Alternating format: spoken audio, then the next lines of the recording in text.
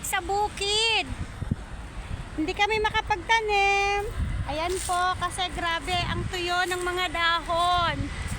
Tingnan nyo, oh. Ito po ang aming tatamnan. Kaso sa sobrang init, hindi pa po umuulan, kaya medyo hirap pang magtanim ang mga kasamahan. Ayan. Ganyan pong kaluang ang aming tatamnan. Ayan, oh, medyo tuyo na nga po yung mga ano, oh. Kasi sobrang init. Ayan po.